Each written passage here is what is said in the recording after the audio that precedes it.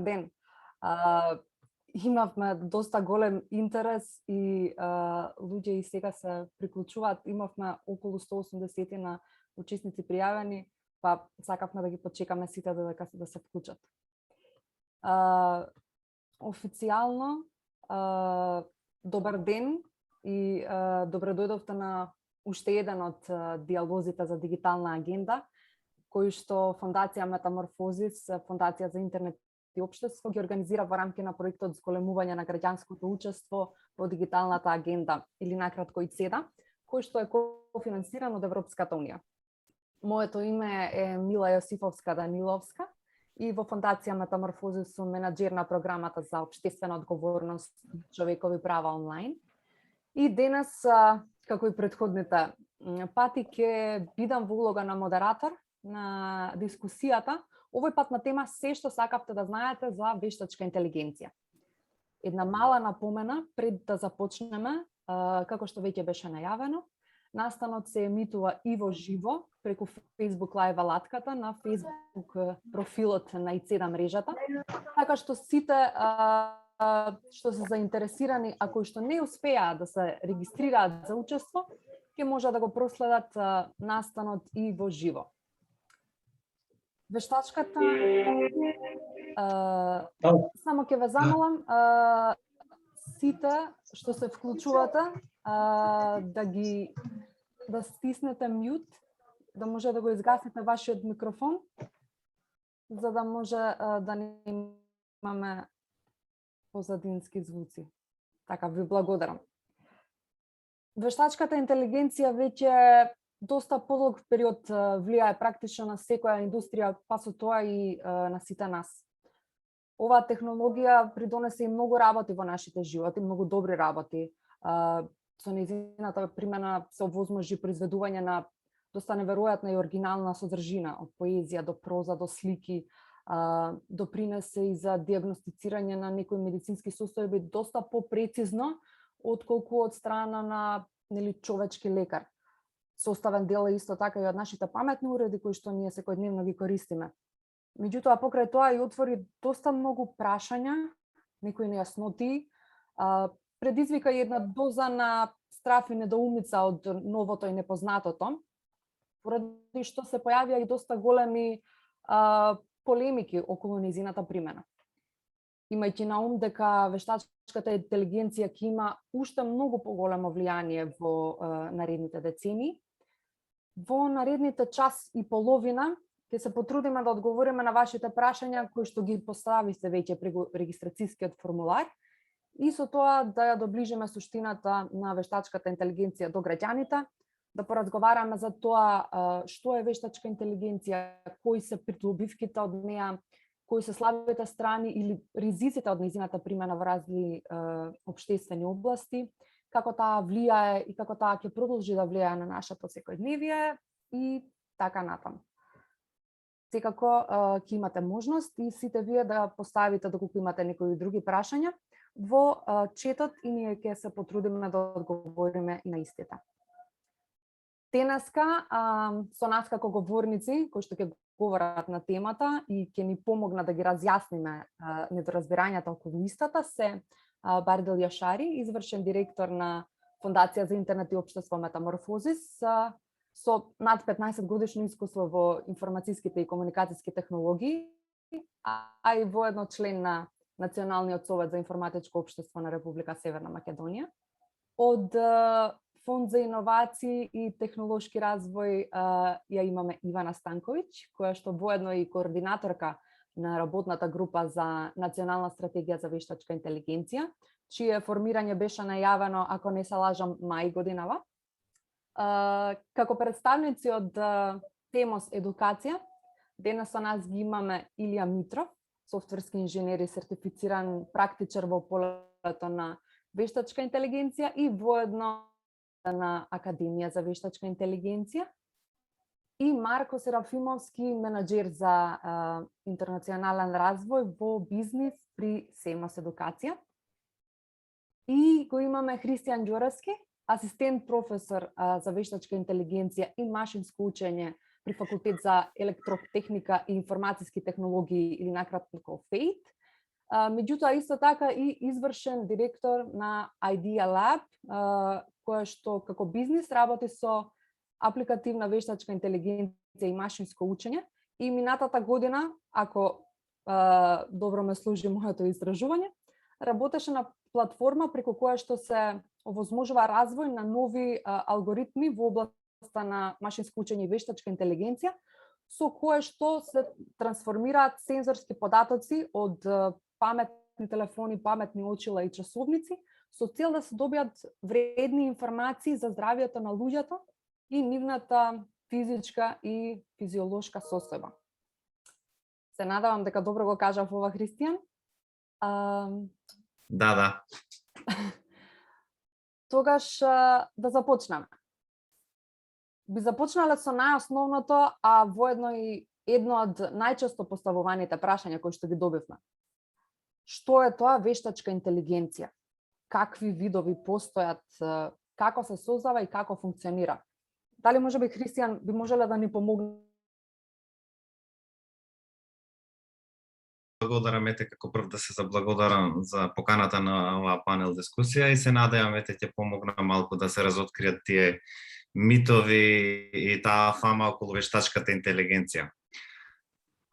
Што е вештачка интелигенција? Како што кажавте, основно прашање, меѓутоа јас мислам дека е најтешко прашање. Не постои едноставна дефиниција што е вештачка интелигенција. Или ако сакаме едноставно да пристапиме на самиот поим, се она што не е природна интелигенција. Така, имаме природна интелигенција која што е во живите суштества, човек, животни и така натаму. И се тоа што е надвор од природната интелигенција би била вештачка интелигенција. Ако одиме по таа дефиниција, сите овие уреди кои што ги создаваме околу нас, компјутерот, дигитронот и така натаму, се некаков тип на вештачка интелигенција. Исто така зависи кого го прашувате. Значи, јас тука сум пристрасен нормално како инженер, ќе зборувам повеќе за таа инженерска вештачка интелигенција. Меѓутоа, ако прашате луѓе кои што се занимаваат со невронаука, како работи мозокот, невроните и така натаму, ќе имаат сосема различен поглед на тоа што е вештачка интелигенција. Лингвист, доколку прашате како процесираме јазик, говор и така натаму, ќе има исто така различен поглед. Филозоф би имал сосема поинаков поглед, така да е комплексен поим кој што мислам дека сите овие науки придонесуваат кон тоа да се стремиме кон некоја вештачка интелигенција. Доколку би се вратил на оваа инженерската, тоа е значи поим некаде 1956 година кој што за прв пат се користи, или Џон Мекарти е така како кумот на поимот вештачка интелигенција, значи прилично долго време, кога веќе првите компјутери се создаваат, така е тесто поврзана со компјутерите. Во денешно време вештачка интелигенција која ќе се спомне, се мисли на сите, вака да речам, ние што работиме со вештачка интелигенција, за нас е најчесто софтвер, многу малку хардвер, не се роботи кои што не знам ќе го превземат човештвото. Меѓутоа од филмовите сите популацијата е навикната дека вештачка интелигенција треба да биде робот. И поделбата на вештачката интелигенција се дели всушност на три, на некој начин, вештачки интелигенција или типови на вештачка интелигенција. Едната е нейро, тесна, која што моментално ја живее. Значи имаме алгоритам кој што знае да игра шах. И тој алгоритам само тоа знае да прави, или тој модел. Имаме алгоритам кој што ете сега можеби е најнапредно нешто и знае да вози сам, да вози кола. Меѓутоа тој алгоритам само тоа знае да го прави. Колку и да е комплексен, колку и да е сложено сето тоа, не знае тој да игра шах, или тој модел кој што сме го креирале за тоа. И затоа е таа нейро или тесна интелигенција. Потоа имаме една кон која што се стремиме веќе подолго време, Artificial General Intelligence, општа интелигенција.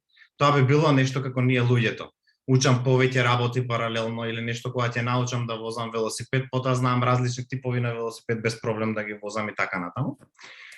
И тоа е она кон која што сега се стремиме, и Artificial Super Intelligence или супер интелигенција е нешто кое што веројатно би се случило доколку стигнеме прво до оваа општа и потоа многу брзо таа општа да би напредувала и би била попаметна од луѓето. Значи оваа општата би била на ниво со луѓето во некои задачи, супер интелигенцијата би била попаметна.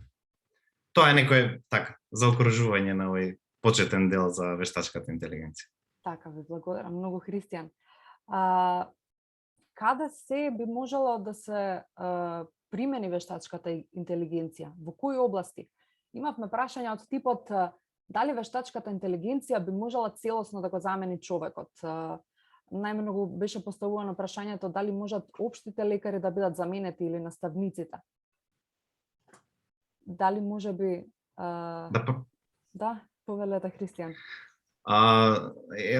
Не во никој случај. За некои работи да, меѓутоа не треба тоа да не плаши, туку напротив. Како што сега сме сите навикнати да користиме компјутер како алатка за да бидеме поефикасни, поуспешни во секојдневието, така ќе биде и вештачката интелигенција. Всушност, алатка за да станеме поуспешни и подобри. Околу докторите, мислам дека тие што први ќе почнат да ја користат вештачката интелигенција како алатка, ќе бидат многу поуспешни, ќе напредуваат многу побрзо. И мислам дека не треба тоа воопшто да не плаши како општество, дека вештачката интелигенција ќе превземе некои работи кои што ги правиме денес. Така, ви благодарам.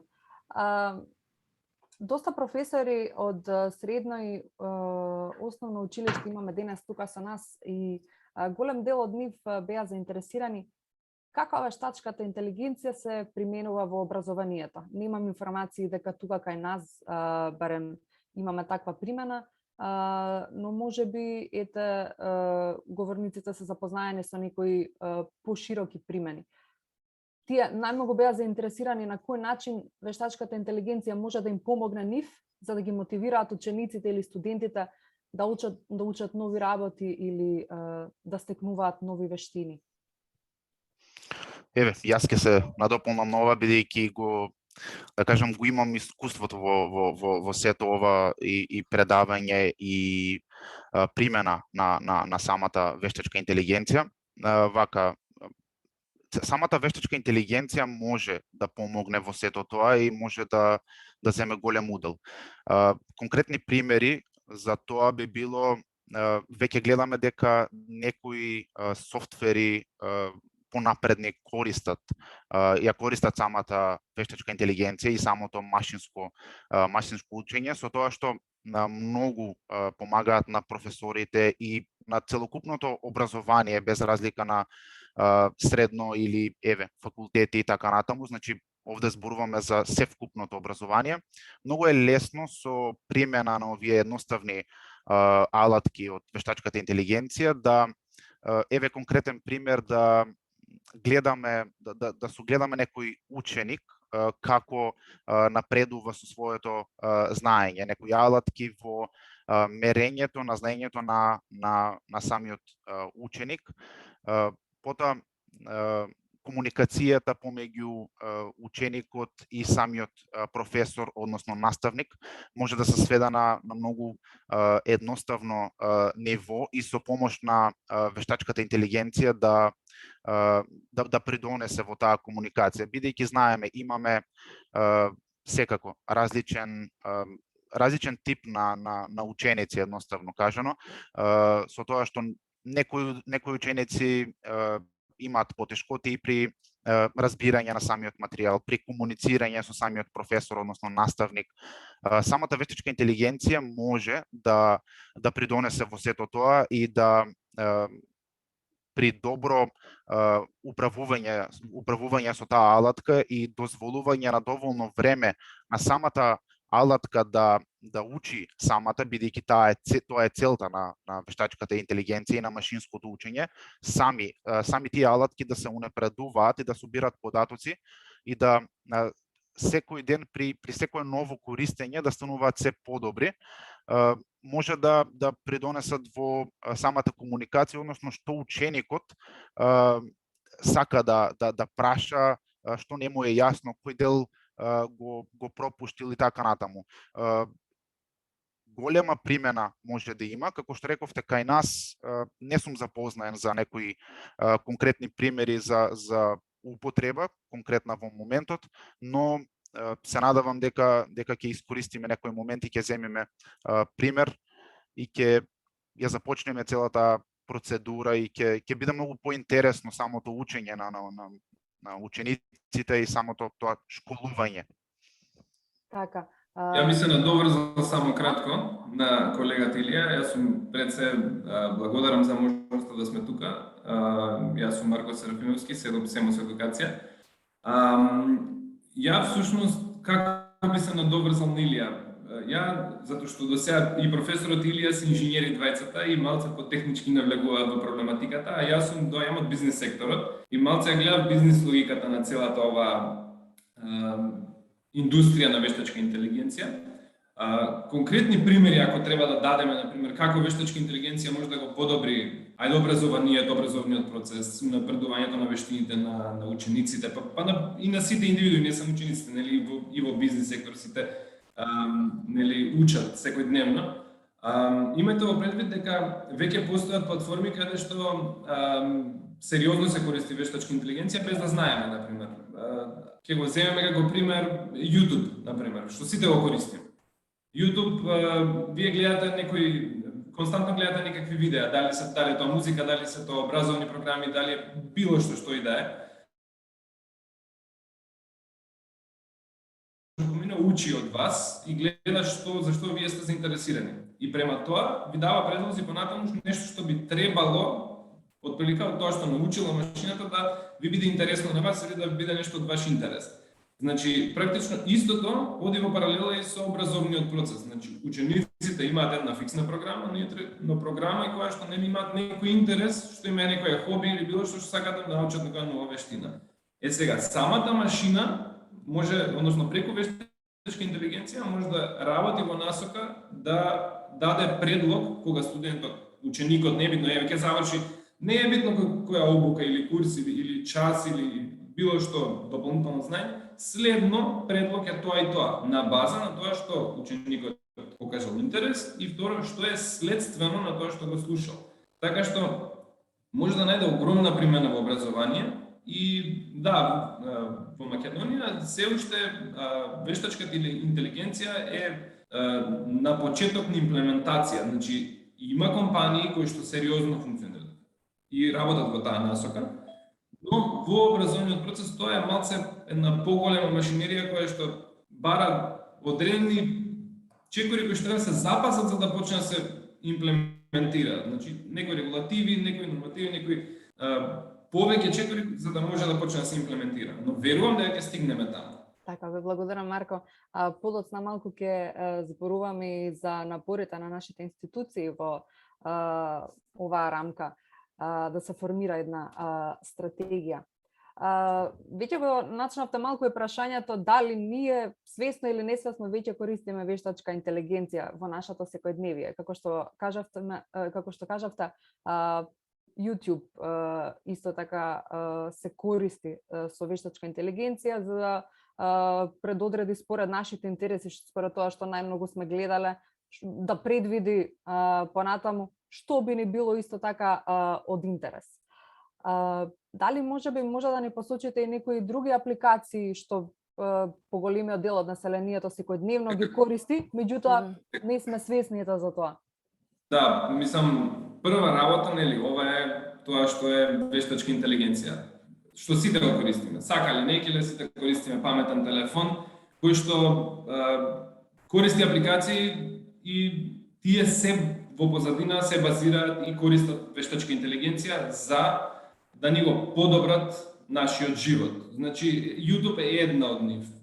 Еве, YouTube ќе речеме, нели, еве, ја не сакам да гледам YouTube, не користам YouTube, не користам вештачка интелигенција. Многу интересен факт е дека мејлот, значи сите користиме мејлот користи вештачка интелигенција. Користи вештачка интелигенција, односно учи од нашето однесување, која порака, например, треба утре да заврши во спам. И тоа се алгоритми кои што учат од тоа што ние, кога ќе добиеме во нашиот инбокс, читаме, односно што игнорираме, така натаму. Потоа тоа низ времето се филтрира што ни е нас всушност, тоа што ни е важно, што ни е тоа што нонстоп не бомбардираат со нешто, а не го читаме никогаш, само го игнорираме, тоа понатаму завршува во спам. Така што ако сакате утре на колегите или на било кој да ги научите лекција, едноставно игнорирате ги мејловите и ќе завршат во спам. Да, не, мислам, да, примена, сериозно, нели, мислам, ајде да не одиме понатаму да кажеме, кај нас мислам дека толку не се користат Siri, Alexa и така натаму, тие што се сервиси кои што помагаат во секојдневното живење и да имаме наш персонален асистент преку телефонот, но има сериозно многу апликации, да речеме, кој користи Google Maps, например, каде да тргне. Google Maps функционира на база на real-time data, значи податоци во живо, за да се предвиди времето кое што е потребно да се стигне од точка А до точка Б. И тоа не се зима само во предвид колку е долга улицата и нели просечна брзина на патувањето, туку се зима дали има работа на патот. Професорот преска напомена автономно возење, односно автомобили кои што нели сами можат да возат, тоа е веќе следно ниво, нели, каде што автомобилот тргнува и сам комплетно стигнува од точка А до точка Б без да се допре нели ни волан, ни кочница, ни газ, ни жмигарци, ни било што. Така што да, секојдневно дефинитивно користиме вештачка интелигенција, верувам дека се повеќе и повеќе ќе ја користиме. Нели да не напоменуваме тие социјални медиуми кои што секако користат вештачка интелигенција затоа што да ни пласираат. Значи, како од овој аспект, прашањето не е почеток што е вештачка интелигенција. Ја кога нели нема баш точно, мислам, професорот рече нема еден точен одговор да се каже ова е вештачка интелигенција конкретен, ама ја со мојот економски мозок, да речем бизнис став, да кажеме, тоа е всушност машина која што на база на податоци носи некакви одлуки и дава некакви решенија. Значи тоа е некој едноставен одговор, да го кажеме, кој што понатаму нели тоа се разгранува, оди натаму како тоа функционира во позадина, тоа Илија, може и Христијан, мислам, они се тие кои што нели може да кажем длабински како, но во принцип тоа е некој пристап, да кажеме, одговор од моја страна. Така, да се надополнам, да, мислам во истата насока ги спомнам, а мислам како најосновно нешто секогаш кога ќе отвориме лаптоп и ќе отидеме на Google, тоа е првата, секој срч практично во позадина има вештачка интелигенција, затоа што еден прост пример, двајца луѓе со различна историја на побарување на во веб браузер, една иста работа ако ја бараат, ја гуглаат практично, ќе добијат сосема можеби различни резултати во зависност од тоа што алгоритмот го има научено за нашите пребарувања од порано. Значи, секаде за социјалните мрежи да не зборуваме. Значи, секој клик, секој лайк, секоја активност се регистрира и во зависност од тоа ни се пласира таков тип на содржина. Така да, ние сакале или не келе, сме корисници на вештачка интелигенција во секојдневието од секакви страни. Сега, идејата е да се ставиме како активен корисник, а да не бидеме пасивен, како што во најголема мера сме сега сите на некој начин и не знаеме точно што се случува во позадина. Така, ви благодарам и Ивана и Марко, и претходно и на Илија и Христијан. Дали може да сумираме зошто и во кој контекст вештачката интелигенција би била важна за граѓаните, институциите и за бизнис секторот, односно кои се придобивките од нејзината примена во разни општествени области, а кои па се слабостите или пак можеби и ризиците од истата? Ајде ќе почнам ја, па кој сака нека се надобрзе.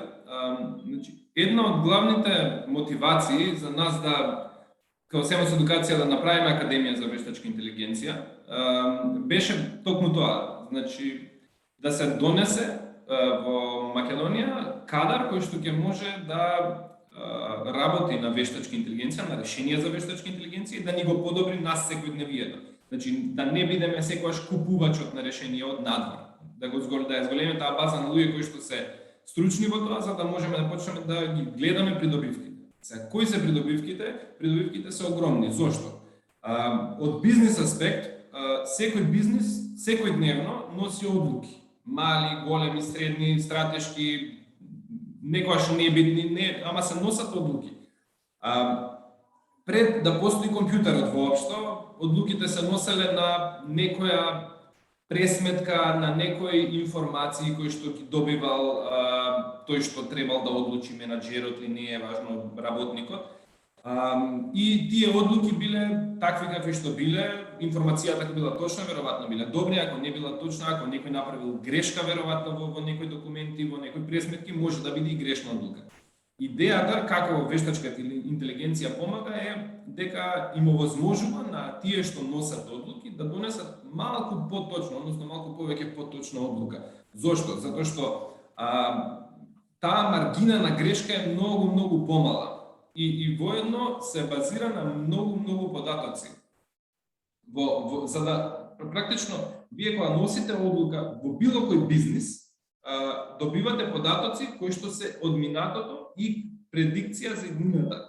Значи за да може да речете, овде ќе одам, ќе инвестирам, ќе направам нешто ново, нов производ, нов софтвер, било што, затоа што тоа натаму ќе се движиме. Еве одлуката ја носам на база на податоци. Вештачка интелигенција плюс, нели, тоа што прашавте дали ќе не заменат нас луѓето, плюс интелигенцијата на човекот, знаењето и искуството, кога ќе се искомбинира, се носи многу подобра и поточна одлука. Така ви ако би можел јас. Да. Значи прво кога ќе сумираме сега, бидејќи имаме доста луѓе кои што и првпат се среќаваат со терминот, односно прво објаснување за вештачката интелигенција, да не звучиме малку страшно, во стил сите активности наши се следат, па некој тоа го обработува и нешто прави. Значи постојат и големи иницијативи на Европска унија, сето тоа да биде етички. Значи да не биде сега сите информации за мене кои што се собираат, што сум срчал јас, што сум пребарувал на Google и така натаму, потоа да се злоупотреби. Морам да кажам, моментално имаме фер, вештачка интелигенција, фер компании кои што ги користат тие податоци. Сега тоа фер до одредена мера. Веројатно Марко е среќен што се користи многу во маркетинг и така натаму вештачката интелигенција. Ние технички луѓе маркетинг не ни е баш толку омилена тема, барем мене. Меѓутоа сега моментално се сведува на тоа во стил да го подобри нашето искуство кога сме на Facebook. Што значи тоа? Сега на Facebook јас доколку следам сајтови со вештачка интелигенција, па зошто и Facebook да не ми додава некои негови информации за вештачка интелигенција, негови други сајтови кои што би ми биле од интерес. Значи во принцип Facebook или YouTube кога прави кога не suggestion на нови видеа, бидејќи си гледал за вештачка интелигенција и можеби ќе те интересира и ова. Тоа исто така може да биде или проблем, Netflix, зошто? тоа е многу или популарно, Netflix, нели? да. Препораките доаѓаат на историјата што сме гледале. Препораките за филмови, гледам сега јас, не знам, хорор филмови и упорно Netflix ми дава хорор филмови. Сега од друга страна тоа може да биде проблем и тоа се јавува тој bubble, YouTube bubble или посебно на YouTube, што ако почнам јас да по некоја случајност да гледам видеа кои што не се многу и научно издржани, односно се теории на заговор. И можам јас многу лесно да завлезам во тој круг на теории на заговор, бидејќи вие кога слушате едно такво видео кое што бира одредени информации и составува на крај некој заклучок кој што не е баш во ред, може многу лесно едноставно да влезете во тој бабл на теории на заговор. Тоа мислам дека тоа е едно од најголемите проблеми кои што ги имаме во денешното општество, дигитално, па и овие нели фейк ньюс и така натаму, сето тоа може многу лесно да не завлече во тие канали. Значи порано ако беше многу тешко ти да ги најдеш сите тие теории на заговор, сега само треба да изгледаш неколку видеа на YouTube и ги имаш едноставно на палета да ги пираш. И ќе завлезеш во тој круг на видеа. Исто сакам да искоментирам, тоа гледам во коментари, веќе имаме Маја и Виолета за вештачката интелигенција. Јас почнав многу општо да ги тронате вештачка интелигенција, меѓутоа таа ако го кажувате наоколу сите ќе нема да сваќаат сериозно. Зошто? Бидејќи еднаш кога ќе проработи нештото, како ти ги троне или не знам сега, дури возењево на самото возење на автомобили, никој повеќе не го вика вештачка интелигенција. Значи моментално сме во такво општество, вештачка интелигенција, тоа е нешто што не работи се уште и така натаму, да, а кога ќе проработи, па тоа не знам, алгоритам кој што го испрограмирале овие програмерите. Така да оставете малку така поопшто сваќање на вештачката интелигенција. Така, ве благодарам многу, Христијан. Имавме исто така и коментари, доста што беа и директно кон нас испратени. Еве, чисто само да го прочитаме во насока на употреба на вештачката интелигенција во образованието, како што нагласивте и вие самите, вештачката интелигенција би била корисна и би можела доста да помогне во било кој образовен процес, меѓутоа тоа не значи дека треба да го замени целосно наставникот. Многу е важна педагошката димензија и освен ова што моментално го дискутираме, бидејќи се базира на техничка и технолошка па и бизнис логика, во образовниот процес е доста битна лице в лице комуникацијата или face-to-face комуникација, меѓутоа и реактивните и емотивните реакции кои што ги комуницираат учениците и секако поттикнувањето на социоемоционалниот развој. Така да ви благодарам многу и на сите и што ни пишувате и во четот. Навистина ни значи ова интерактивно учество, бидејќи главната цел на оваа дискусија е токму тоа, да ги разјасниме сите дилеми, да ги скажеме сите ставови, сите научни факти и едноставно да ги продискутираме сите овие работи кои што се поврзани со вештачка интелигенција. Марко, сакаше да се надоврза? Да, не сватив кој го дал коментарот, ама коментарот е одличен и тоа комплетно се потврдува она што од секогаш било која индустрија во светот која се менувала, кога напредувала, посебно IT индустријата, секогаш кога излегува нова гранка од IT индустријата која што би требало да најде примена во целиот свет, таква е и вештачката интелигенција, секогаш се јавува прашањето дали се нели ќе ги замени наставниците, например, докторите, било кој. Тоа низ историјата, верувам така ќе биде и во иднина, никогаш не било точно. Значи никогаш некоја револуција не направила поголема загуба на работа, колку што направила нови работни места. Значи практично може само да се зголеми потребата од луѓе и од професионалци, луѓе, зборам не компјутери, туку луѓе, вистински луѓе, кои што ќе работат во таа насока за да ја користат таа технологија, тој напредок да го усмерат во права насока. Така да ја верувам дека наставник, професор никогаш нема да биде заменет од компјутер. Значи компјутерот може да му биде алатка на професорот Христијан може да каже, нели, од кога се дојдени компјутерите, како напредува образовниот процес, но никогаш професорот не може да биде заменет од компјутер. Без разлика што има, нели, милион начини како да се пласира производ, односно образовен производ на слушателот, студентот, ученик. Секогаш наставникот, професорот ќе биде тука кој што ќе мора да го подпомогне тој процес. Да го води. Да го поддржи, да. Тој процес, секако. Ивана сака да се надоврзе, па понатаму преминуваме на наредното прашање. Да, за некои конкретни примери успешни во таа насока, не знам, може да речеме еве дека Duolingo е добар пример за вештачка интелигенција во образование, особено во делот кога нов корисник ќе се приклучи и треба да се определи нивото на познавањето на јазикот за да може понатаму да се скројат сите предавања. Значи, они може да автоматизираат еден дел од процесот или, например, не знам, во HR сектор при регрутирање на нови луѓе, значи, знаеме сите дека имаме огромен проблем кога ќе ни се пријават илјадници CV-а, ќе се пратат и најголем дел од нив воопшто не ни одговараат за позицијата.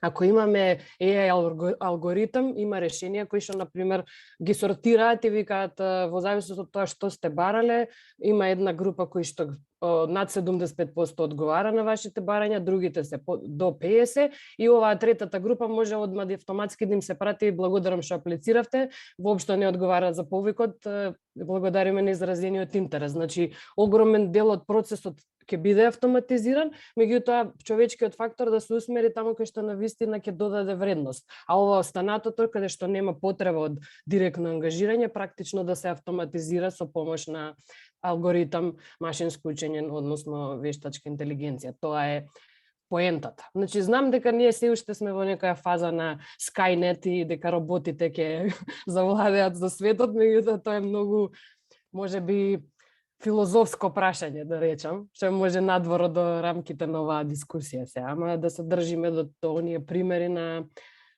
вистинската употребна вредност на вештачката интелигенција. Така, тоа што го спомнате со поделбата на CV-а, исто така и го зачувава времето на тоа лице што ќе треба да помине низ сите тие CV-а, што може да биде преусмерено кон нешто многу по-конкретно и многу по-суштинско, што би било од значење на фирмата, на институцијата, организацијата. Така да и тука ете, да кажем, има една придобивка. Ивана, кога веќе сте тука и веќе спомнавме како би било озаконето сето ова, како би било озаконета примената на вештачката интелигенција или како би била регулирана.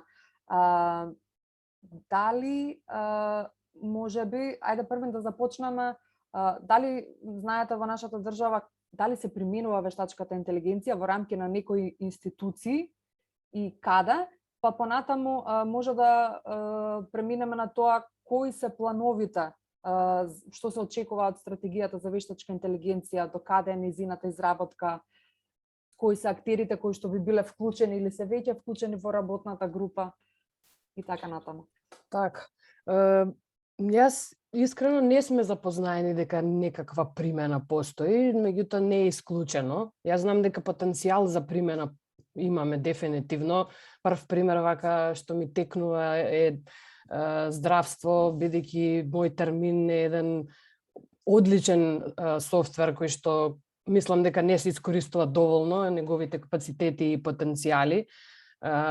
Можеме да стигнеме до таму, бидејќи тука се креираат огромни бази на податоци кои што можат утре да придонесат за подобри здравствени услуги, затоа што ќе може персонализирана медицина да се развива, заради тоа што ќе имаме за секој пациент дата од почетокот од неговото раѓање до денеска, цело досие со точки на што се случувало во текот на неговата историја.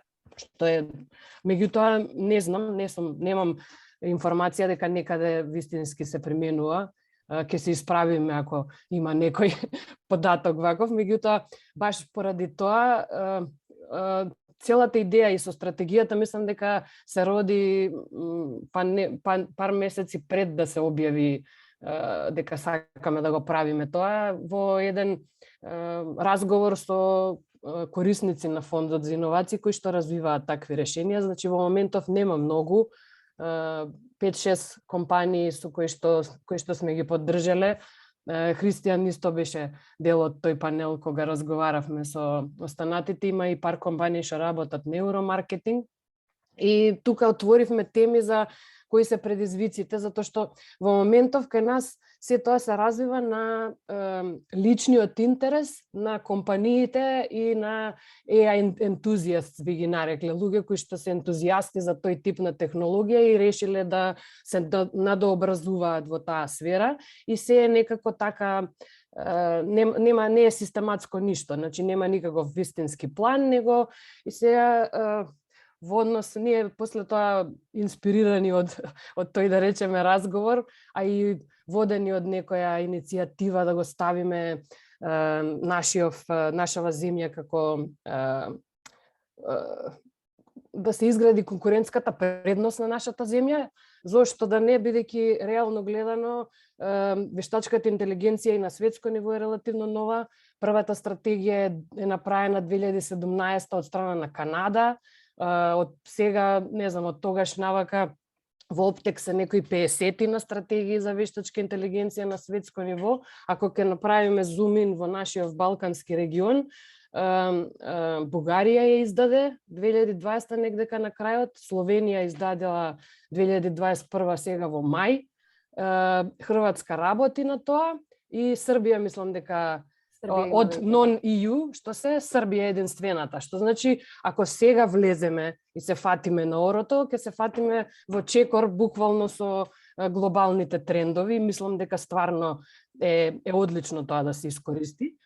Во фондот имаме како да кажам тенденција да донесуваме одлуки врз база на искуство и сега заради тоа и се лансираше повикот со со кабинетот на вице-премиерот за економски прашања за AI асистент да се изработи. Значи, ова е нешто што е многу, барем според искуствата, би требало да биде многу поедноставно од други решенија, заради тоа што базите на податоци не се големи. Идејата е да се понуди нешто на крајните корисници, за да можат 24 часа да добиваат информација во однос на тоа каков тип на домашна државна помош се дава. Реално и фондот и целата работа на фондот, сите инструменти влегуваат во таа државна помош, што значи дека сите оние често поставувани прашања на потенцијални корисници ќе можат на некој начин да се автоматизираат и да може во било кое време да се добие инфо. Тоа е сега нешто што го работиме и би требало да е првиот случај на примена на вештачка интелигенција во владиниот сектор. Па ќе видиме. Сега само што се затвори повикот и ќе имаме одреден период на имплементација, се надевам ова време следната година веќе ќе можем да се излезе со некакво решение кое што ќе се тестира во јавноста. Тоа е на кратко, значи ние сме групата која што малце повеќе време ни требаше да ја формираме, пошто е широка, сакавме да бидеме инклузивни, вклучени се и представници на невладиниот сектор и професори од факултетите, од приватен сектор, значи гледавме да биде тоа баланс и на мали компании што работат, плюс и од корпоративен сектор, да има некои секако државни институции кои што се засегнати со ова прашање, НИОА, Министерство за образование и останати кои што би требало да имаат интерес да придонесат. Очекуваме првиот состанок да биде наредниот месец, така што ќе видиме што интересно ќе произлезе од тоа. Значи, сакаме тоа да биде некој документ кој што ќе биде основа за после да се градат акцијски планови и да можеме да сработуваме конкретни работи за да се поддржи развојот на оваа гранка во земјата. Тоа би било на кратко. Да. Ви благодарам, Ивана. Уште само мало дополнување, ако може. Што се очекува од стратегијата, како таа да придонесе понатаму кон регулирањето на употребата од вештачка интелигенција? И дали веќе однапред знаат дали ќе се земат предвид и некои нормативни акти и механизми за заштита од злоупотреба на вештачка интелигенција од некои од развиените земји како пример? Да, користиме, ќе не поддржат во процесот Европскиот центар за непрофитно право. Они имаат искуство со изработка на ваков тип на документи и доста се запознаени со, особено за делот за човечките права с кои што би можеле да бидат засегнати, бидејќи сепак нели тие податоци треба да имаме согласност за да може да се користат во некакви научни цели и етичкото користење е доста важно. Значи, идејата, барем сега како замисла што го имаме, е да се дефинираат клучни области. Мислам дека ќе користиме насоки од AI Watch, што е на EU. Имаме и наши луѓе кои што дознавме дека се таму, што значи дека ќе може директно да црпиме и од EU искуства во креирањето на вакви документи. Очекуваме дека ќе биде висок стратешки документ кој што ќе ги дефинира главните столбови и целите во рамките на овие области. Значи, човечки капитал, сеќа нели инфраструктура, од другата страна доаѓа подготвеноста на владините институции и јавноста за ваков тип на решенија. Значи, ќе гледаме. Сепак мислам дека не може да биде тоа баш оној акцијски план со конкретни задолженија, дека ќе биде малку поамбициозно да се очекува, меѓутоа да биде некој првичен концепт, за да може после врз основа на тој да се градат конкретни мерки. Да. Точно така. Поучени од претходното искуство при креирање и спроведување на стратегии, тоа што можеме од наша страна да го кажеме е дека многу е важно и како ќе се искомуницира стратегијата, како ќе се консултира.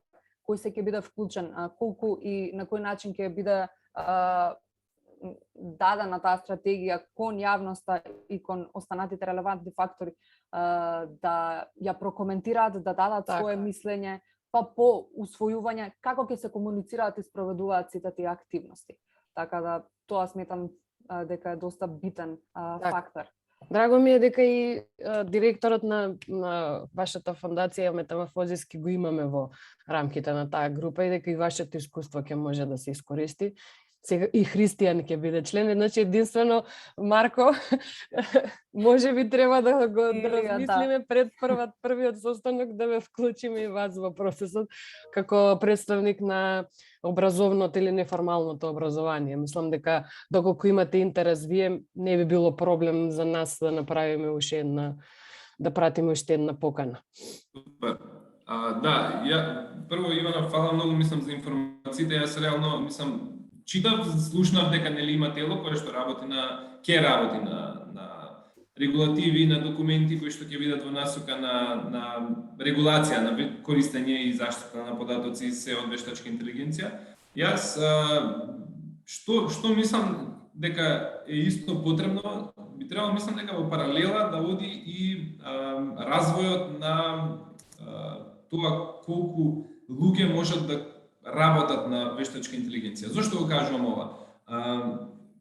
Супер беше коментарот преска дека ние сме буквално светот е на почеток на вештачка интелигенција и можеме да се позиционираме како некој што како земја која што може да произведе кадар, може да произведе решение и така натаму, и тоа може многу сериозно да го смени развојот на Македонија напред. Реално сме временска зона иста со Европа, цела Европа. Има компании и држави кои што сериозно имаат потреба од решенија во оваа индустрија. Мислам дека ако се работи сериозно од повеќе аспекти, што од регулатива, што од образование, што од финансирање, кое што реално е потребно, мислам дека целиот свет, сите кои што се, како што ги наречува на преска ентузијасти за вештачка интелигенција, целиот свет се согласува дека треба да има посериозно финансирање на решенија, на образование, на регулативи и така натаму во вештачка интелигенција. Тоа може сериозно Македонија да ја помести напред. Значи дефинитивно се согласувам. Ние сме земја која што, како што реков, временската зона не иста, може да работиме со било која европска земја, па дури и Африка. Онлайн сега од денешно време пандемијата ни покажа дека можеме да работиме од секаде за секого, со секого. И што е уште поважно, сме земја во развој која што има паметни луѓе и луѓе кои што може сериозно да работат на решенија за било која глобална компанија. Така што ова може да е една сериозна отскочна даска, нели, ако сериозно се влезе во не само инвестиција финансиска, туку инвестиција и во време, во нели групи работни кои што ќе смислуваат решенија кои што може да се понудат да помогнат во сериозни сектори, медицина, образование, решенија кои што би користеле сериозни земји кои што баш ќе не стават нас на мапа на професионалци, како што мислам дека можеме сериозно да се представиме. Така што се согласувам дека има многу простор за работа и може да биде огромна можност за сите, мислам. Да, и да. за студенти, и за бизнес заедница, и за буквално за сите. Образовниот сектор е дефинитивно критичен. Значи, може да ме дополни Христијан тогаш, нели, кога разговаравме за предизвиците, нели, со кои што се соочуваат и компании кои што сакаат да работат во овој сектор, надвор од инфраструктурата, главниот проблем е обучувањето на луѓето да работат во таа сфера, затоа што нашите факултети се уште не продуцираат кадар во тие размери кои што на нас би ни биле потребни реално. Така што стратешки мора да се стави тоа како едно од прашањата. Во таа насока имавме едно прашање кога веќе почнавме да говориме за кадрите. Колку треба да се вложува во кадри кои ќе работат на решенија базирани на вештачка интелигенција? Дали е потребен стратешки пристап за примена на вештачка интелигенција, што веќе го дискутиравме, од образованието до поддршка на иновативни македонски стартапи кои работат на вештачка интелигенција. Тука мислам дека професорот може да ни помогне и понатаму и СЕМОС да се надоврзаат бидејќи имаат и своја академија. Да, околу образованието. Прво околу кадарот. Јас не би рекол дека не продуцираме. Мислам дека продуцираме доволно кадар. Еве конкретно јас на електро, на пример, Секоја година по 20 на студенти ги бираат тие предмети кои што се поврзани со вештачка интелигенција. Тоа се додипломски студии. Проблемот е што ретко кој продолжува на постдипломски студии, а ова е такво поле, ти ако сакаш да бидеш AI инженер и така натаму, треба малку подлабоко да завлезиш во самата тематика. Исто така на Финки, значи јас сум свесен дека, не знам, пола од професорите работат нешто со машинско учење или вештачка интелигенција. Така да имаме реално луѓе експерти од таа област кои што можат да произведуваат многу повеќе и кадар. Меѓутоа тоа не е само по себе. Треба индустријата да бара таков кадар. Значи ние имаме проблем што индустријата моментално не бара таков кадар. Сега со малку дигитализација, мислам со онлайн работа и така натаму се подобрува. Меѓутоа вештачката интелигенција е малку специфична. Треба да имаш податоци. Најчесто компаниите не ги даваат податоците. И сега јас не можам тука од Македонија да работам за некој амерички телеком кој што не сака да ги сподели со мене податоците. Или ќе бараме начини преку ремоут пристап и така натаму, што е релативно многу посложено отколку да си таму на лице место и тоа да го средиш, односно да го испрограмираш алгоритмот и така натаму. Значи не е како IT секторов генерално ќе програмирам, ќе направам вебсайт за Америка или за Австралија, податоците се проблем. И тие податоците се стануваат се покомплексни за споделување. Треба многу да се пази. Ние во Македонија малку пазиме. Ме радува што се менуваат тие работи, GDPR, иницијативи и така натаму. Меѓутоа, треба да имаме и локални компании, треба да имаме. Така треба да луѓето да гледаат просперитет во тоа. Фондот за иновации е, например, одличен, тоа што го прави, што спонзорира на некој начин такви стартапи, идеи од луѓе кои што најчесто се млади, пробуваат за прв пат и влегуваат во вештачка интелигенција, тоа е одлично. Значи тоа го прават со секој нов повик за стартапи и така натаму. Иницијативата сега што ја прават Фондот за иновации со националната стратегија за вештачка интелигенција исто одлично. Така да фондот си презеде некои улоги кои што мислам дека дури на почеток не им беа јасни дека можат да ги превземат, меѓутоа се таква убава приказна и успешно функционира, што ме радува што си земаат и дополнителни обврски, бидејќи добри се, транспарентни се. И сето тоа националната стратегија за вештачка интелигенција. Може би требаше да произлезе од друго место, и тоа не произлегла толку време. Супер што фондот го зеде тоа како иницијатива и ќе го истурка. Има одлични партнери, соработува со сите овие странски релевантни фактори. И тоа е одлична основа за тоа каде сакаме, не знам, со таа стратегија очекувам каде сакаме да бидеме за 3 години, каде сакаме да бидеме за 5, 10 години и така натаму. Во образованието, во формалното образование, да. Да, малку ќе се надоврзам, бидејќи тука имам и од основно и средно училиште наставници и така натаму. Размислувајте на вештачката интелигенција како компјутерот што го користите сега. Така, електронски дневник. Едноставно дигитализација, чекор плюс, едноставно ќе ви ги олесни работите. Ако порано ни требало и мене на факултет, се уште имаме, мислам, жал ми е да кажам, и таа хартиени пријави од студентите. Јас секоја година, секој семестар се занимавам со хартиени пријави, а истото го имам електронски, го водам двојно, конкретно на нашиот факултет. Многу ќе ми сега ако ми треба на 2 сати јас за да ги пополнам сите пријави со име, презиме, репетитив таск. Работа која што ја повторувам. Име, презиме, датум, подпис, оценка. Име, презиме, и ја тоа треба се да го направам на рака и ми одзема 2 сати од животот секој семестар, може би повеќе. Тоа може да го заврши едноставен компјутер, едноставна апликација. Дали е вештачка интелигенција? Добро, да, не е вештачка затоа што разбираме дека е многу едноставно. Меѓутоа, друга вештачка интелигенција која што би можела да ни помогне да ни прегледува дел од задачите или дел од тестовите и така натаму. Не мора таа да ја носи одлуката за оценката, бидејќи тоа е малку специфично сега. Зошто моделот или алгоритмот кој што го направил Христијан ќе ги оценува сите ученици во државата и ќе кажува кој ќе има 5 или 4. Да, но тие за некои работи избори што се, на пример, да, би можело. Да. Доволно е 30% некојаш да си го олесниме животот со некоја таква алатка. А верувам со овие алатки до 50% можеме без проблем.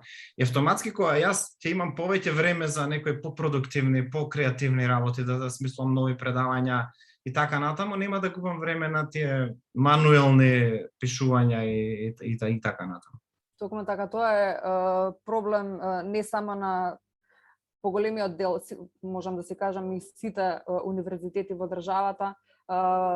Има некои напори тоа да се среди, меѓутоа исто така и проблеми интероперабилноста, како во факултетите, така и во институциите. Тоа е нешто на кое во моментот се работи. Сега интензитетот на кој тоа се работи и колку тоа институциите и факултетите го прифаќаат, исто така и тоа е дискутабилно. Што би се надоврзал само јас на коментарот на професорот Христијан. Она што го напоменав претходно како дека треба да се работи на производство на кадар, зошто го кажував тоа?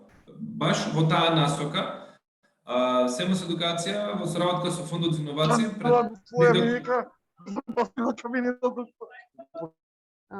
извинете.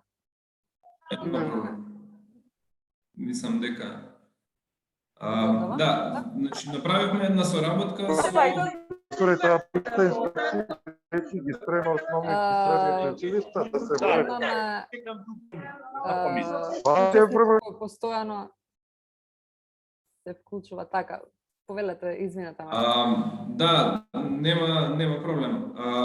Значи, направивме една соработка со Фондот за инновации, каде што се понуди од страна на СМС едукација бесплатно за ученици обука сертифицирана, официјална, глобално препозната за 1000 ученици од Македонија да слушаат бесплатна обука, значи за да се запознаат со тоа што е вештачка интелигенција. Ништо технички, односно ништо. Многу мал дел беше техничка обука, но се работеше за прв дел каде што има ученици да слушаа Artificial Intelligence for Business, за да сватат кои се всушност концептите и зошто нели вештачка интелигенција, и втората обука беше Artificial Intelligence Fundamentals, обука на Microsoft. Се работеше, како тргнавме, како размислувавме, кога разговараше менеджментот на двете компании, идејата беше, тоест Фондот за инновации институција, не компанија, но како и кога се разговараше, идејата беше да се подигне една база на луѓе која што веќе знае што е вештачка интелигенција, за да може критички да почне да размислува за утре во иднина да почне да создава решенија. И она што би се надоврзал, што е, јас мислам дека како можност за Македонија, што е, младите луѓе, посебно со можности како што ги нуди Фондот за инновации, оние смерови кои што ги има на факултетите за вештачка интелигенција, обуки што ги има СМС едукација, да се работи на производство на кадар кој што ќе тргне во насока на нови решенија, не да работи например, да, тој инженер не се бара например вештачка интелигенција инженер во Телеком например, не се бара кај нас, не се бара во банките, во фирмите каде што нели се вие ако тргнете да учите нешто ново, треба да вложите многу години, многу финансии, многу се и излегувате после од научени, ви бараат само кадар регионално или неколку фирми само тука во Македонија, нема баш да се одлучите за тоа. Ама идејата да се стимулира решенија, компании, стартапи кои што од тука во Македонија локално ќе си работат на решенија. Имаме супер инфраструктура, интернет се може одлично да се работат во тимови да си работат, да се создадат решенија, но да се понуди на широкиот пазар. Практично да се донесат странските пари да се влеат во нашата економија. Тоа е всушност можноста која што ова индустрија која што ќе чека такви решенија. Светот ќе чека такви решенија да произлезат, зошто да не излезат кај нас. Така, имаме прашање како да се вклучат и талентирани деца од основно образование со завршени обуки од СМС едукација и имаат интерес за програмирање. Мислам дека вие имавте некакви бесплатни обуки кои што ги нудевте. Само накратко во една минута. Ние реално константно имаме обуки кои што се поддржани од едни од други од нас и така натаму за млади луѓе посебно, така што дека не следат нас, може да ме исконтактираат мене, ќе напишам ја податоци после за комуникација, за да не сега да не го завземаме целиот настан, нели, или ја гледам рака има така. Така, или само накратко да. Накратко ќе се надоврзам. знам дека сега баш пред некое време зборувавме со менеджментот на Семос Едукација за околу Академијата за вештачка интелигенција. Започнува за околу месец дена, така нешто, и само интересен факт е тоа што имаме слушател, баш така талентиран слушател, кој што сам се пријави и сака да учествува на Академијата за вештачка интелигенција, а е од средното образование. Сакам да кажам, многу млади луѓе кои што имаме млади луѓе кои што се талентирани и сакаат да учествуваат во сето тоа, така да доколку има некој слободно може да контактира, како што каже и Марко. Да, Марко веќе го остави некој контакт, така да препорачувам сите кои имаат било кои прашања за Семос Едукација да го исконтактираат. Да се навратиме малку на вештачката интелигенција и нашата безбедност. Како може преку вештачка интелигенција да се влијае на нашата безбедност? Како може да ги заштитиме децата кои што имаат пристап до вештачка интелигенција да не се соочат со некои надворешни опасности? Дали може вештачката интелигенција да помогне при одбрана од хакерски напади? Имавме прашања и за автоматизација на оружје дури. Дали може, ова би било некој ризик или некоја опасност понатаму. Меѓутоа и потенцијал како да се заштитиме, како да има некоја превенција од сите овие работи. Дали може би некој од говорниците би можел да И јас би сакал да споделам некој искуство околу автономните оружја. Би почнал од најстрашното. Сега сме нели сведоци дека имаме дронови кои што можат сами да летаат, можат сами да навигираат, уште повеќе можат да препознаваат лица и можат да испалат и оружје. Значи можат да убијат едноставно човек автономно. И тоа е голем проблем. Значи ја имаме технологијата. Имаше неколку проекти кои што одеа во таа насока, во овие научно-истражувачки цели, меѓутоа имаше огромна иницијатива од сите научници или повеќето научници за вештачка интелигенција за таквите проекти да се спречат. Односно проблемот беше кој одлучува некакво оружје да се испали, односно да се направи штетата која што се планира да се направи. Дали тоа може алгоритмот да го направи? И нели имаме 99,9% или 100% точност на face recognition и така натаму, меѓутоа тоа е во лабораторија. Тоа е кога седам јас пред компјутер и го тестирам алгоритмот на слики кои што ми ги даде, макар да се милиони слики и така натаму. Меѓутоа во real life тоа е многу покомплицирано. Тоа всушност таа иницијатива, и јас преку додека бев во Словенија тоа на докторски студии, тоа беше актуелно и мојот ментор знам ја поддржа, ја подпишавме сите таа иницијатива и потсети таа иницијатива на нуклеарното оружје. Но многу слично, можеби не толку драматично, а можеби и слично драматично. Кога најголем дел од научниците и физичарите, кога се открила таа нуклеарната енергија, биле сите возбудени што направивме, имаме бесплатна енергија. Меѓутоа кога почнува таа да се користи за во воени цели, сите се подпишуваат, односно застануваат на другата страна дека тоа не сме да се дозволи. Иако таму имавме проблем, се искористи, реално имаме нуклеарни оружја моментално и така натаму. И затоа тука се пазеше со вештачката интелигенција да не се случи нешто исто, нешто слично.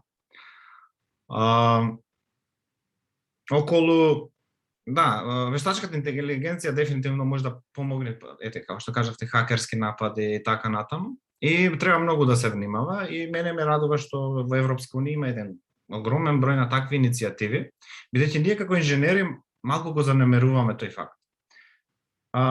Мене ми е битно јас да имам 100% точен модел. Мене ми е битно јас да имам 95% точен модел. И многу често забораваме како тој модел може да се излоупотреби и да се користи во пракса. Посебно тоа во медицинските домени. Мојот алгоритам детектира со 99,9% рак на не знам што, на бели дробови или сега со ковид и така натаму. Меѓутоа забораваме што со тој 1% или 0,1%. Кога ќе сгреши, кога ќе му кажеш ти на пациентот имаш рака, тој всушност нема рак. шокот кој што ќе го доживее и така натаму. И затоа самите модели на вештачка интелигенција имаат домени кои што не смеат да се дозволат да имаат пристап директно, односно резултатот да му го сообщат на крајниот корисник. Тоа мора да го види доктор, мора да го потврдат доктори, група на доктори и така натаму. Така да мора многу да се пази.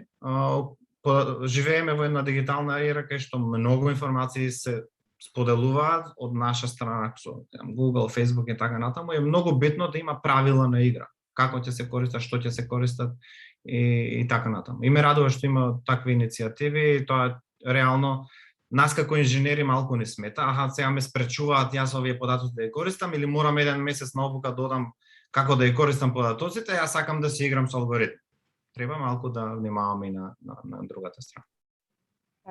Пасувам и ја комплетно, значи оној пристап кој што мислам дека треба да се заземе, тоа е како што рековме, значи да има регулативи дефинитивно, да се работи многу сериозно на регулативи и сериозно да се работи на дигитална безбедност, односно сайбер безбедност, која што ќе биде некоја заштита, нели сите тоа без разлика ние колку можеме да збориме колку сами сите ќе се прашуваат дали утре ќе се појави некој Skynet, некој робот, некоја машина, дали ќе полета да почнат да летаат ракети од вештачка интелигенција и така натаму. Тоа секогаш ќе се поставува тоа прашање и затоа тој професор што кажа мора да има регулативи, мора да има безбедност, мора да има оние стопови што и инженерите кои што сакаат нели да работат со податоците и треба да работат, ќе ги имаат и ќе речат сега малце ќе закочам, морам да закочам, не ми се допаѓа, ама тоа е за нели случајно да не избега нешто од контрола, но во паралела и дигитална безбедност. Значи заштита од напади, злоупотреба и така натаму, да може тоа се фати со време и да се забележи. Мислам, тие се паралелите кои што одат една до друга. Не може да оди едното без другото. И регулатива и за заштита, но и работа на подигање на знаење на дигитална безбедност. Едно со друго одат заедно. Значи, решенија за безбедност на деца и така натаму, мислам, тоа го знаеме, нели, ние и кај нас имаме веќе долги години, во Скопје има по улиците, нели, систем за надзор на сообраќај, да го кажеме. Значи, тука мал милион опции како може да се заштити се човекот, пешаците, колите и се тоа од колку тоа кај нас не се користи, мислам дека не се користи. Smart City мислам дека не е до тоа ниво, но може да биде.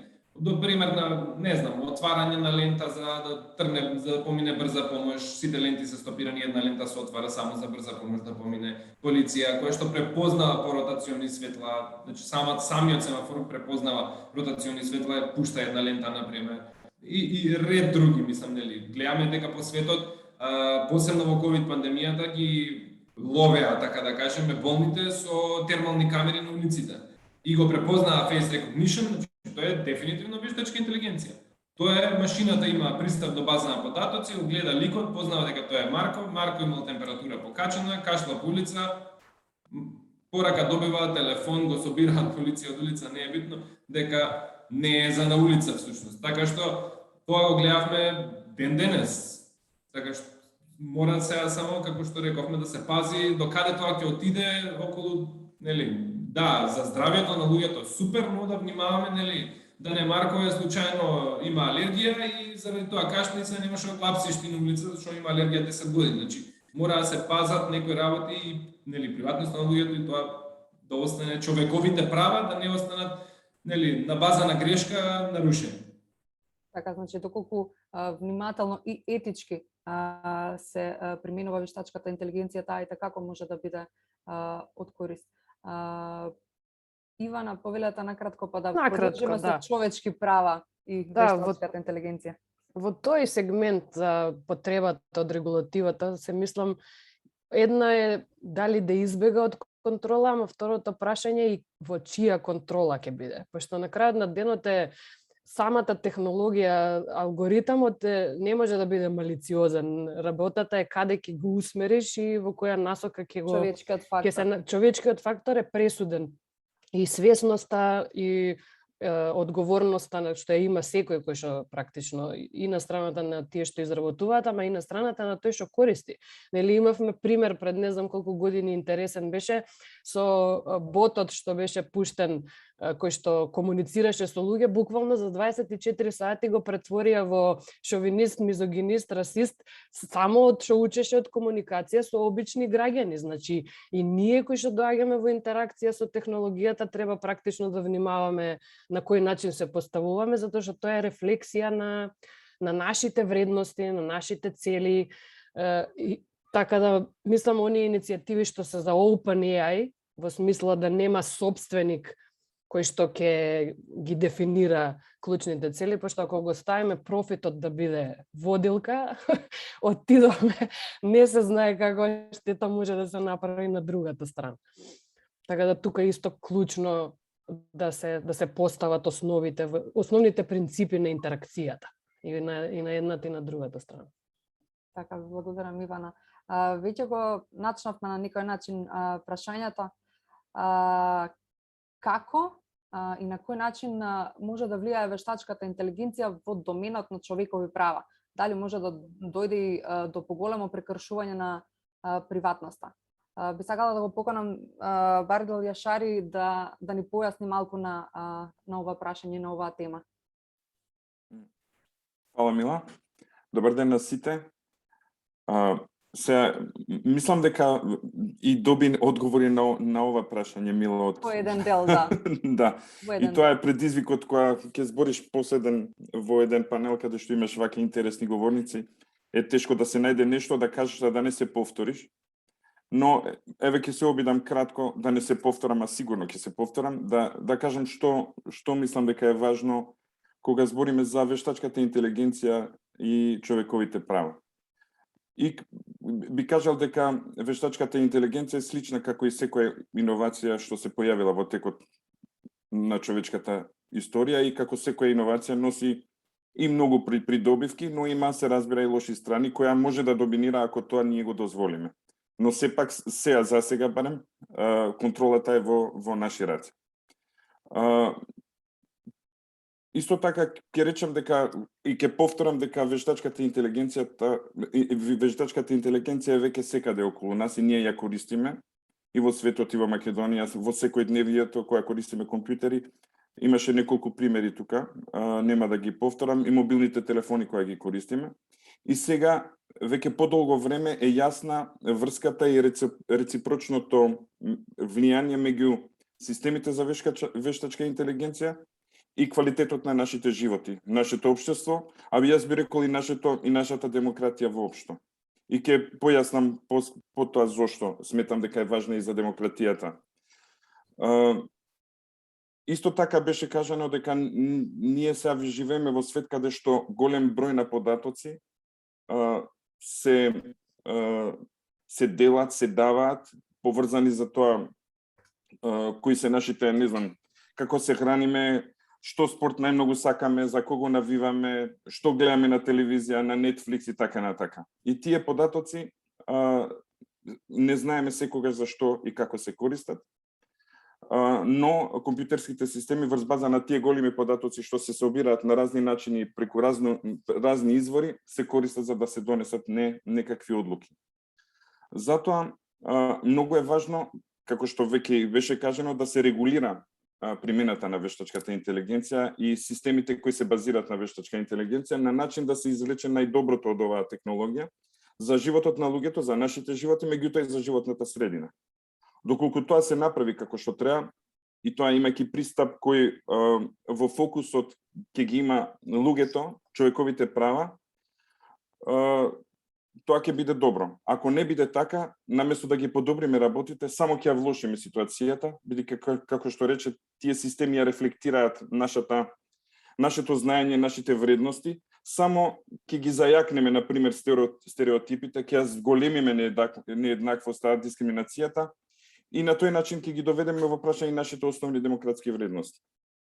И најочигледни се проблеми во областа на приватноста, дефинитивно, а приватноста е основно човекови права. Тоа е од суштинско значење за да се живее достоинствено и безбедно. Но како што реков, како што користиме апликации, сервиси онлайн на интернет, социјални медиуми, сите податоци што ние ги даваме со или без наше знаење како може да се користат и врз база на тоа да се донесат одлуки. И токму затоа е потребна транспарентност на алгоритмите кои се користат. Мислам, тоа е тешка борба, лесно е да се каже потребна е транспарентност, но тоа не е толку лесно, посебно затоа што големи компании го базираат својот бизнис модел на тие алгоритми, но сепак наше како невладини организации тоа да го кажеме, посебно затоа што тоа е исклучително важно за заштита на човековите права. И како што беше кажано, тие компјутери, тие системи кои користат вештачка интелигенција се програмираат од луѓето. Ние ако ги храниме системите, односно алгоритмите, што ги правиме со нашите човечки предрасуди, свесно или несвесно, не мора да значи дека тоа свесно ќе го направиме, резултатот неизбежно ќе биде пристрасен и дискриминирачки. Од тука светам дека е исто така важно, иако е тешко исто, меѓутоа е важно да се каже дека потребна е разновидност и вклучување на што повеќе луѓе во создавањето на тие алгоритми кои не мора да бидат инженери. Меѓутоа, на некој начин да го дават својот инпут за да одлуките бидат пообјективни, за да не направиме уште поголема грешка и тие системи кои се базираат на вештачка интелигенција да донесат погрешни одлуки и да дискриминираат. Бидејќи никој од нас не сака да биде одбиен, да речеме да не ја добиеш работата само затоа што навиваш за погрешниот фудбалски клуб и на тој што те вработува не му се свиѓа дека ти навиваш за Барселона на пример. Или дека да не добиеш кредит заради не знам друга причина, да не добиеш стипендија и така на така, а тоа може и да се случи. Затоа би нагласил дека е потребна инклузивност и разновидност. Исто така сакам да нагласам уште една работа која е директно поврзана со човековите права, а тоа е дека дигиталните технологии често се користат за манипулација на јавното мислење преку ширење на дезинформација. И тоа очигледно е веќе дека се користат алгоритми, ботови, лажни профили се злоупотребуваат социјалните медиуми за да преку дезинформации да се поттикне раздор и омраза, а понекогаш и насилство. Ова придонесува да се внесе, како да речам, страв кај населението, не само од вештачката интелигенција, туку вака генерално страв заради разни процеси кои се случуваат околу нас и да се радикализира политичкиот дискурс и, како што реков на почеток, тоа влијае врз нашите општество и врз нашата демократија. И тоа го гледаме уште повеќе денеска во време на пандемијата, тоа се покажа дури и директно штетно по нашето здравје. И заради дезинформациите за вирусот, против вакцинирањето и слично. Затоа повторно ќе кажам дека таа транспарентност во алгоритмите кои се користат за да се филтрираат, да се селектираат информациите што ни се прикажуваат, се многу важни, за да од една страна не се цензурираат со содржините, но од друга страна сите корисници да добијат што е можно повеќе точни и веродостојни информации и податоци. Така да, само на крај повторно ќе кажам дека предизвиците се големи, работата е тешка, но и придобивките се исто така големи, затоа и многу вреди да сите да се вложиме во оваа на некој начин во оваа битка, да се најде правиот баланс помеѓу ризиците и придобивките од вештачката интелигенција.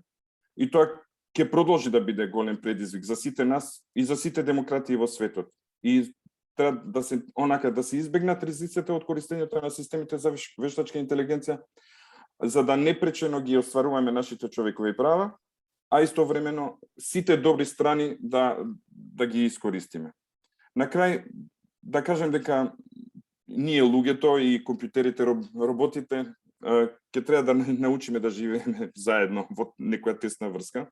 И доколку сакаме таа врска да успее и да биде во наша корист, во корист на луѓето, треба подобро и посериозно да се осврнеме на етичките и правните импликации што ги носи вештачката интелигенција и науката за податоците.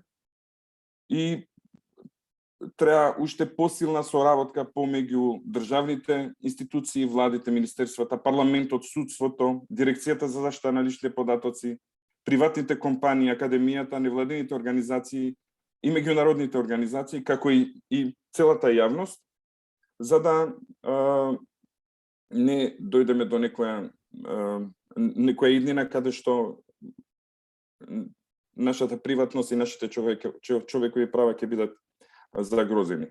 Да, задачата е тешка, но не е невозможна и тоа треба да го направиме сите заедно. Така, ви благодарам многу, Бардел. Имавме едно прашање поврзано со дали вештачката интелигенција ќе допринесе до дополнителна поларизација на општеството, односно на социоекономска нееднаквост, што веќе на некој начин ни го одговоривте. И сметам дека и на ова треба многу да се внимава кога ќе се креираат одредените регулативи, да се внимава да не се допринесе кон социоекономскиот раздор помеѓу луѓето. Понатаму многу е важно да се работи и на едукацијата на пошироката маса за што е тоа вештачка интелигенција, како мене како граѓанин ќе ми го олесни животот, да се работи и на подигањето на свеста, за да со заеднички напори ја спроведеме, да кажам, оваа иновација и да не се доведеме до некои поголеми протести, одбивања на вештачката интелигенција, само поради тоа што едноставно не го разбираме концептот и не знаеме на кој начин би можело да ни помогне. Едно последно прашање од публиката, односно од Весна Коруновска. Доколку супер вештачката интелигенција има способност самостојно да се подобрува и усовршува и истовремено располага со огромни активни мемориски капацитети, како човекот со неговите ограничени когнитивни и мемориски способности да не стане инфериорен во однос на вештачка интелигенција.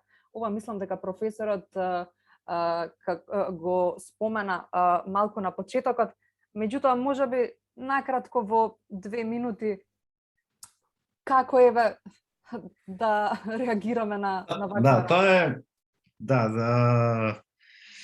често прашање кое што се поставува кога се зборува за вештачка интелигенција.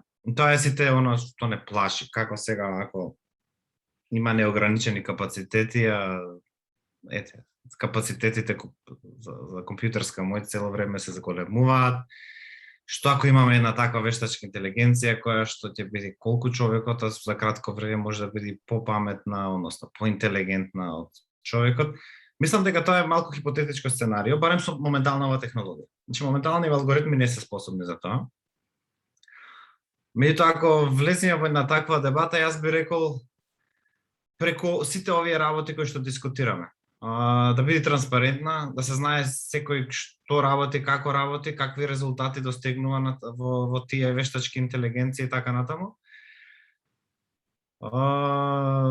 Не знам, јас сум оптимист, мислам, тама работа сега да мислам дека не знам вештачката интелигенција ќе го превземе светот и така натаму.